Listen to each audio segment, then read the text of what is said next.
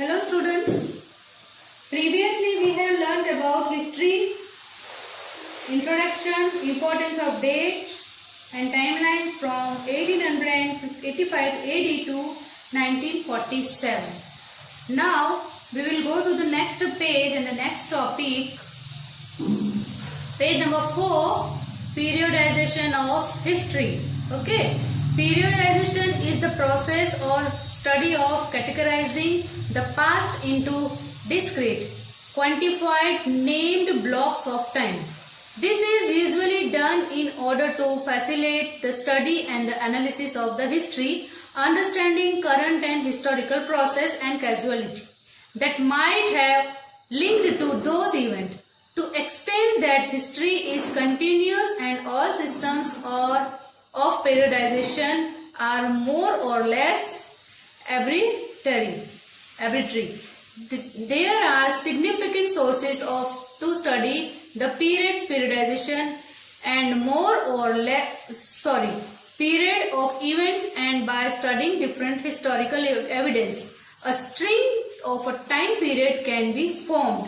Means यहाँ पे इस पैराग्राफ में ये बोला गया है, इतिहास के समय समय पर मूल्यांकन हुए हैं, समय के मूल्यांकन, समय के ब्लॉक नामांकित खंड, क्वांटिफाइड के अतीत को डिवाइड करने के तरीके या एनालिसिस करने के तरीके।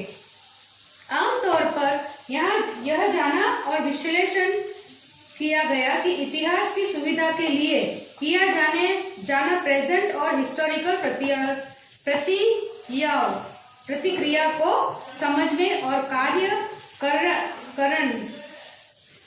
कारण जो उन घटनाओं से जुड़ सकते हैं। इस हद तक इतिहास निरंतर और पीरियडाइजेशन के सभी सिस्टम मनमाना अनियंत्रित है। टाइम की स्टडी को देखते हुए यह बात बहुत इम्पोर्टेंट सोर्स है और इवेंट और अलग अलग हिस्टोरिक एविडेंस का एक स्ट्रिंग का गठन किया जा सकता है। After that, James Mill was the Scottish philosopher, historian and economist. He began his history of British India in 1806, expecting it to take him about 3 years, but its completion proved to take instead 12 years, with 3 substantial volumes at the last being published early in 1817. In 1819, he was appointed an official in his India House. Despite his drastic criticism in the history of British rule in India, means इस paragraph में ये बताया James मिल जो हैं Scotland के हैं, इसलिए Scottish बोला है यहाँ पे, है ना। स्कॉटलैंड के फिलोसोफर, हिस्टोरियन और इकोनॉमिस्ट थे। उन्होंने हिस्ट्री को मीन्स हिस्ट्री ऑफ ब्रिटिश की शुरुआत 1806 में इंडिया से की। जेम्स ने सोचा कि 3 साल में काम हो जाएगा, पर उसे पूरे 12 साल लग गए उसे पूरा करने में, है ना। हिस्टोरिक पेज को कंप्लीट करने में इतना टाइम लग गया। 1890 में उन्हें एक अधिकारी अपॉइंट किया गया। इंडिया हाउस में ब्रिटिश शासन के इतिहास में काफी आलोचना भी हुई, क्रिटिसिज्म भी हुआ। After that, James mill divided Indian history into Hinduism and Muslim and British period.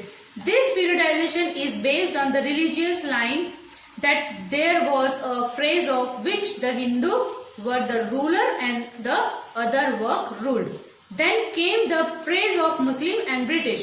He had a colonial mind and through Asians to have poorly civilized.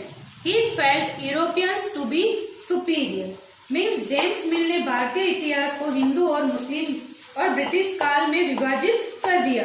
वो पीरियडाइजेशन धार्मिक लाइन पर आधारित था, जो कि एक चरण में किया गया, जिसके लिए हिंदू शासक थे और अन्य कार्य शासित भी थे। फिर मुस्लिमों और अंग्रेजों का दौर आया। वह एक औपनिवेशिक मन था और एशियाइयों को खराब सभ्यता के लिए सोचा था। उन्होंने महसूस किया कि यूरोपियंस सुपीरियर है। Understood, children? After that, see here, it has been argued by mainly historians that is not correct to periodize the Indian history on the basis of the religious of the ruler. The problem with the periodization of Indian history by James Mill was that he divided the Indian society in the 3 stages. कितने stage में divide किया था? 3 stage में उन्होंने divide किया था. However, this was suggested that no other major changes took place in the history of India other than the religious one. During the Muslim and the British, there were thousands of Hindu and Muslim princely state. In fact, through this periodization, he tried to divide the people with their own specific identity, which was not correct. Means यहाँ पे कहने का मतलब कई इतिहासकारों द्वारा तर्क यह दिया गया कि शास्त्र के धर्म के आधार पर भारतीय इतिहास का समय समय पर सही बताना चाहिए. भारतीय इतिहास की समय अवधि के साथ प्रॉब्लम्स भी यह थी कि उन्होंने भारतीय समाज को 3 फेजेज में डिवाइड किया था. हालांकि इस सुझाव ने भारत के इतिहास के अन्य बड़ा बदलाव नहीं हुआ, जो कि धार्मिकों के अलावा भी था. मुस्लिम्स और ब्रिटिश और हुए हजारों हिंदू मुस्लिम रियासती थे. इस ड्यूरेशन के दौरान उन्होंने लोगों को अपने प्रति व्यक्ति के साथ विभाजित करने की कोशिश की और खुद भी स्पेसिफिक पहचान जो सही नहीं थी.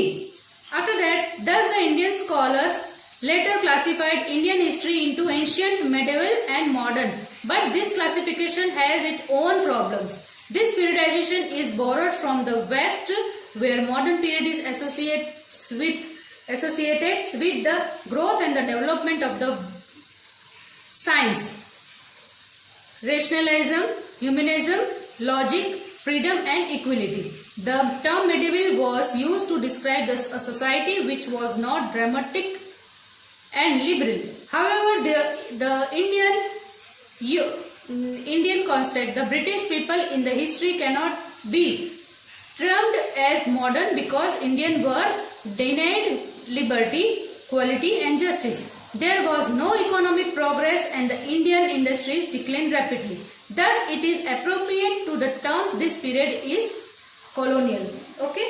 Means यहाँ पे मतलब भारतीयों ने जिस प्रकार विद्वानों ने इतिहास को प्राचीन काल में क्लासिफाइड किया, मेडिवल और मॉडर्न की अपनी प्रॉब्लम्स थी. इस पीरियड को पश्चिम के उधार लिया गया और आधुनिक काल विज्ञान, तर्कवाद, मानववाद और स्वतंत्रता और समानता के विकास से जुड़े हुए हैं. मीन्स थे. मेडिवल वर्ड्स का यूज समाज का वर्णन करने या लोकतांत्रिक या उदार नहीं था. हालांकि भारतीय संदर्भ में इतिहास में ब्रिटिश काल को मॉडर्न नहीं कहा गया क्योंकि भारतीयों को स्वतंत्रता से वंचित रखा गया था.